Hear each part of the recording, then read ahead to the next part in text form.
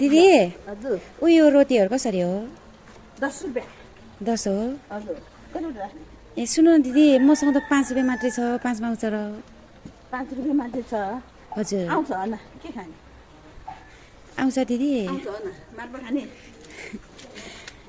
हो हजुर घाटा हुन्छ होला फेरि दिदी ल घाटा भए पनि अब हुने बेला दिउँ न ल कस्तो राम्रो मान्छे कि हजुर त दिनुभयो दिदी दिदी 5 रुपियाँमा भोलि ल्याइदिन्छु नि ल ल ल आहा कस्तो मनकारी हुँदो रहेछ यसको मूल्य कति हो नि दिदी खासमा 10 रुपियाँ 10 हो कस्तो मनकारी हुँदो रहेछ मसँग पैसा छ खासमा दिनुहुन्छ दिनु न सानो सामाजिक परिश्रम गरेँ क्या मैले दिनु हुने रहेछ होइन म पैसै तिरेर खान्छु दिदी खासमा है मलाई 12 दिनु न दिदी 12 पैसै चाहिन्छ भनेको छैन हामी त म त यसो हेरेर राम्रो मान्छेलाई भयो हजुर। जाँदा सिकाएर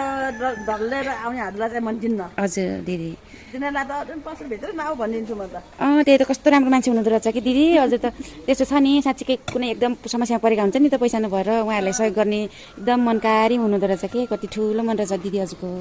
मैले यसो सामाजिक परिश्रम गरेँ मात्रै हो दिदी मसँग पैसा छ म पैसा तिरेरै लान्छु नि दिदी होइन छैन भने केही अनि छ दिदी छ दिदी कस्तो मनकारी हुनुहुँदो रहेछ खुसी लाग्यो दिदी म त भोलि दिए पनि हुन्छ पछि दिए पनि हुन्छ नभएपछि अब खाएर एउटा हेर्नु न एउटा भित्र खाएर जानु मैले सानो सामाजिक परिश्रम गरेँ दिदी तर हजुर साह्रै राम्रो मान्छे हुनुहुँदो रहेछ दिदी के पैसा राख्नु ल हस् के राख्ने मलाई एउटा उमाले 12 मात्रै दिनु नि दिदी मैले त्यस्तो साह्रो चिल्लो नि खानु हुँदैन कि हो। बिरामी छु होइन त्यही भएर मलाई खानु मिल्ने 12 नै हो 12 खानुहोस् हस् हस् हस् थ्याङ्क यू दिदी